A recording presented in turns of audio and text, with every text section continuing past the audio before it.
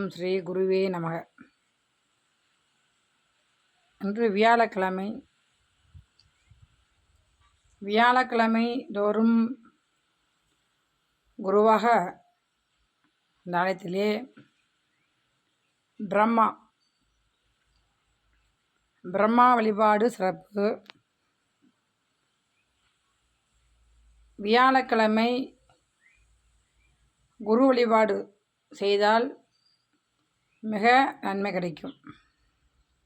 அது சொல்கிற பார்த்திங்கன்னா, இந்த ஜாதகங்கள் கணிக்கிறவங்க, அருள்வாக்கு சொல்கிறவங்க, அந்த குருவோட அருள் மிக முக்கியம். ஒவ்வொருத்தருக்கும் ஒரு குரு மானசீகமாக கும்பிட்டு பார்த்திங்கன்னா, ஒவ்வொருத்தருக்கும் குருவாகப்பட்டது சித்தர்கள் வழிபாடுகள் நிறைய செய்கிறோம். அந்த சித்தர்கள் வழிபாட்டில் இந்த குரு வழிபாடு மிக சிறப்பு. இந்த குரு வழிபாடு பார்த்திங்கன்னா ஒவ்வொருத்தருக்கும் மிக அவசியம். அந்த குரு வழிபாடு வியாழக்கிழமை தோறும் பிரம்மாவாக இருக்கட்டும், தட்சிணாமூர்த்தி வழிபாடுகள் குருவாக நினைத்து தட்சிணாமூர்த்தி வழிபாடுகள்.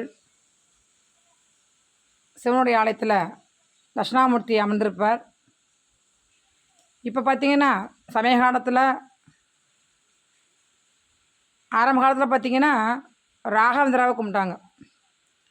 ராகவேந்திரா சுவாமியை கும்பிட்டாங்க குருவாக வழிபட்டு அதிகமாக மக்கள். அப்புறம் இப்போ பார்த்திங்கன்னா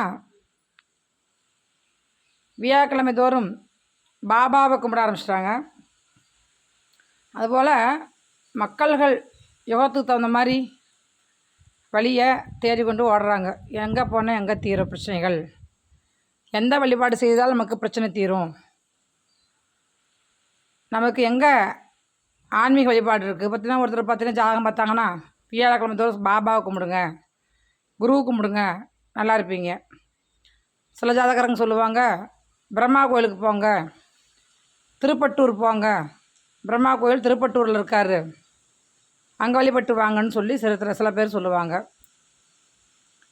சில பேர் பார்த்திங்கன்னா ஆதியெல்லாம் பார்த்திங்கன்னா சிவனுடைய ஆலயத்துக்கு போங்க, அங்கே தட்சிணாமூர்த்தி விட்டிருப்பார். தட்சிணாமூர்த்தி ஆரம்ப காலம் 30 ஆண்டுகளுக்கு முன்பெல்லாம் பார்த்திங்கன்னா, 20 ஆண்டுகளுக்கு முன்பெல்லாம் பார்த்திங்கன்னா, எனக்கே சின்ன வயசில் வழிபாடு பார்த்திங்கன்னா சுண்டக்கால மாலை கோத்து போடுவோம். தட்சிணாமூர்த்திக்கு குரு பகவானுக்கு வியாழக்கிழமை தோறும் கருப்பு சுண்டல் கோத்து மாலை போடுங்க, அந்த குருவோட அருள் கிடைக்கும், திருமண தடைகள் நீங்கும். அது மட்டும் இல்லாத படிப்பு, உடலில் ஆரோக்கியங்கள், குருவோட அருள் இருந்தால் நல்லா சிறப்பாக இருக்கும் அப்படின்னு சொல்லி தட்சிணாமூர்த்தி வழிபாடு செஞ்சோம். சிவனாலயத்தில் போய் கருப்பு சுண்டல் வச்சு. ஆனால் இப்போ பார்த்திங்கன்னா யுகத்தில் மக்கள் சொல்லுவாங்க இல்லையா, ஒவ்வொரு வழி ஒவ்வொரு பாதையாக இந்த கலியுக காலத்தில் எங்கே போனால் எங்கே நமக்கு பித்தம் தெரியும், எங்கே போனால் நமக்கு குறை நீங்கும், எங்கே போனால் நமக்கு பிரச்சனை தீரும் அப்படின்னு சொல்லி சில பேர் தாம்புத்திக்கு இங்கே வாங்க. சில பேர் அக்கம்பக்கத்தில் யாராவது சொன்னாங்கன்னா அடுத்தவங்க பேச்சை கேட்டு நான் போகிறேன் இங்கே தீருது நீ வான்னு சொல்லி சில பேர் அந்தந்த ஆலயத்துக்கு வழிபாடுகளுக்கு ஓடுறாங்க. ஆனால் வழிபாடுங்கிறது பார்த்திங்கன்னா, நான் என்னுடைய பொறுத்த வரைக்கும் பார்த்திங்கன்னா எல்லா நாளுமே இறைவனுக்கு உந்த நாள். திங்கக்கிழமை, செவ்வாய்க்கிழமை, புதன்கிழமை, வியாழக்கிழமை, வெள்ளிக்கிழமெலாம் கிடையாது. எல்லா நாளுமே பெண்களாக இருக்கட்டும் ஆண்களாக இருக்கட்டும் குளித்து விட்டு ஒவ்வொரு இல்லத்திலும் தீபங்கள் ஏற்றணும். தினமே ஏற்றலாம் சொல்லுவாங்க. சில பேர் சொல்லுவாங்க, இல்லைங்கம்மா நாங்கள் வீடு வாசலாம் சுத்தம் பண்ணி தான் நாங்கள் செய்வோம், வீடெல்லாம் கழுகணும், நாங்கள் சுத்தமாக இல்லை. அப்படி பார்த்தா முடியாது. ஒன்றும் ஒரு வீட்டில் பார்த்திங்கன்னா 5 பொம்பளை பிள்ளைங்க இருப்பாங்க, 3 பெண்கள் இருப்பாங்க. என்றைக்கு சுத்தமாகிறது, என்றைக்கு வீடு கழுவுறது, என்றைக்கு கோயிலுக்கு போகிறது, அதெல்லாம் கிடையாது. என்னை பொறுத்த வரைக்கும் என்னென்னா, ஒவ்வொருத்தரும் ரொம்ப சுத்தமாக இருக்கிறோம்மா, தலை குடிச்சிங்களா, ஆழத்துக்கு போங்க, வழிபட்டு வாங்க, விளக்கேற்றுங்க. அப்போ அந்த இல்லத்திலிருந்து ஒருத்தர் போனாவே போதும், ஒரு குடும்பத்தில் எல்லா கஷ்டமும் நீங்கும். எல்லோரும் சேர்ந்து நாங்கள் வீடே சுத்தமாகலை போகலைன்னு சொல்லி பார்த்திங்கன்னா, இந்த பெண்கள் வீட்டில் இருக்க சொல்லுவாங்க, பெண்கள் இருக்காங்க அதிகமாக வீட்டில், அவங்களாம் எப்போ என்றைக்கு தான் கோயிலுக்கு போகிறது? ஏன்னா அந்த மாதவிடாய் சமயத்தில் மாற்றி மாற்றி பெண்கள் இருந்தாங்கன்னா இந்த வீட்டில் 3 பொண்ணுங்கள் 4 பெண்கள்லாம் இருக்கிறாங்க. அப்படி இருக்கவங்களாம் எப்படி அந்த போய் பூஜைகள் செய்வாங்க? இப்போ ஐரியா கூட இருக்காங்க பார்த்தீங்கன்னு வச்சுங்களேன், இப்போ கோயில் படைக்கிறாங்க. இப்போ நாங்களும் கோயில் படைக்கிறேன். நான் பொம்பளை பிள்ளைங்க எனக்கு இருக்குது. அப்போ வீட்டில் பிள்ளைங்க சுத்தம் இல்லைன்னா நான் கோயிலுக்கு போக மாட்டேன், பூஜை செய்ய மாட்டேன், நான் அருள்வாக்கு சொல்ல மாட்டேன்னு சொல்லக்கூடாது. நம்ம ஜலத்தை தண்ணியை கொண்டு போய் தலையில் ஊற்றணுமா? அப்படி அதுக்கு மேலே ஒரு திருப்தியில் ஒரு கோமியம், பசுங்கோமியம், பஞ்சகாவியத்தை கலந்து வச்சுக்கணும் வீட்டில். அதை தலைக்கு தெளிச்சுக்கிட்டு நீங்கள் பாட்டும் ஆடத்துக்கு நோக்கி தீபங்கள் போடுறவங்க போடலாம், ஜாதகம் பார்க்குறவங்க பார்க்கலாம், அருள்வாக்கு சொல்கிறவங்க சொல்லலாம். அதனால் தீட்டு என்பதெல்லாம் ஒன்றும் கிடையாது. மனிதனாக பார்த்தா இதை ஏற்படுத்தி பல தடைகளையும் பல குறைகளும் சொல்லி சொல்லி சொல்லி ஒரு மனிதனை சோம்பேறியாக ஆக்கிடுறாங்க. ஆன்மீகம் என்பது தினம் தினம் இறைவனுக்கு பூஜை செய்வது. ஆன்மீகம் என்பது இறப்போ பிறப்போ அது தடையெல்லாம் தேவையே இல்லை. பிடிச்சிட்டு போய் இறைவனுக்கு போய் விளக்கு போடலாம், அதனால் தவறு இல்லை. சொல்லுவாங்க, ஒவ்வொருத்தரும் நம்ம இல்லத்தில் இறந்துடுறாங்க. எல்லா இறந்த உயிரும் எங்கே போகுது? இறைவனடி சேர்ந்தார். இறந்தவங்கெல்லாம் இறைவனடி போய் சேர்ந்துட்டாங்க. அவங்க போய் இறைவனடி போய் சேர்ந்துட்டாங்க. நம்ம இறைவன்கிட்ட போக முடியலையே, ஒரு வருஷம் ஆகணுங்கிறாங்களே, ஆயிருங்க. அப்படிலாம் கிடையாது. எதுக்காக சொல்கிறோன்னா, நம்ம கூட பிறந்தவங்க, நம்ம தாய் தந்தைகள் இறந்ததுனால அவங்களுக்காக நம்ம என்ன பண்ணுறோம்னா துக்கங்கிறது அனுசரிக்கணும். மரியாதை தான். வேலைக்கு போகாமல் வீட்டில் உட்காந்து அவங்களுக்கு விளக்கேற்றி வருகின்ற சொந்த பந்தங்கள்லாம் வருவாங்க, துக்கம் விசாரிப்பாங்க.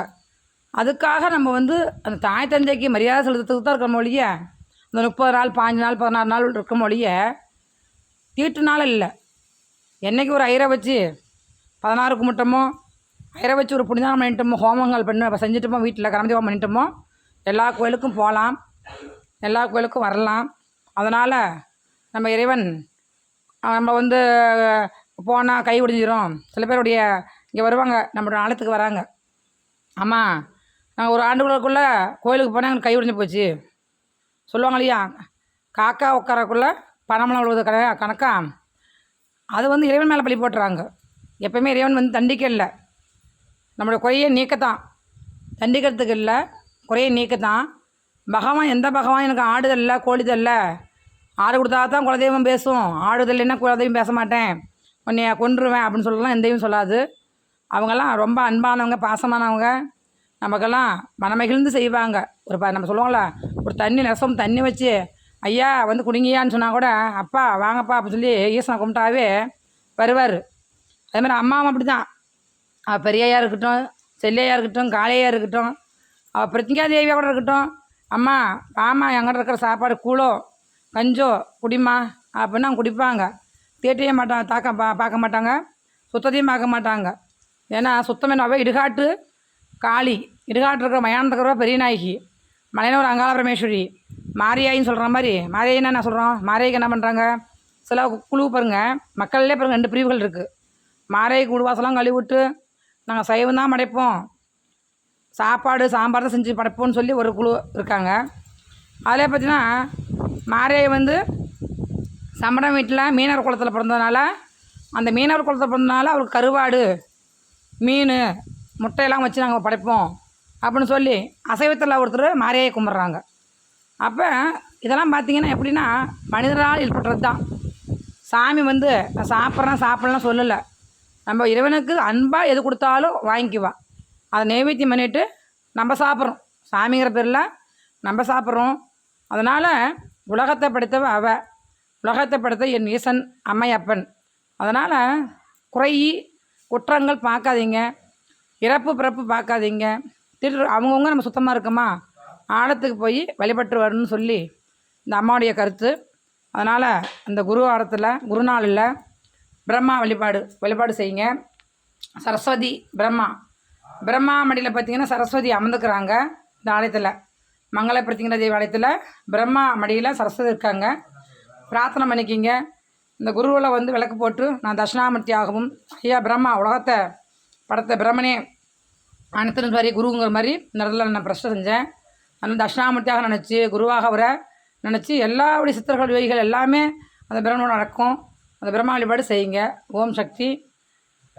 சக்தி பாரதி அம்மா அவங்களுடைய இந்த அம்மாவுடைய அருளாசி கொண்டு, இந்த குருவோட அருளாசி கொண்டு எல்லாம் நீங்கள் நலமாக வாழணுன்னு எல்லா மக்களுக்காகவும் நான் பிரார்த்தனை செய்வேன். ஓம் சக்தி.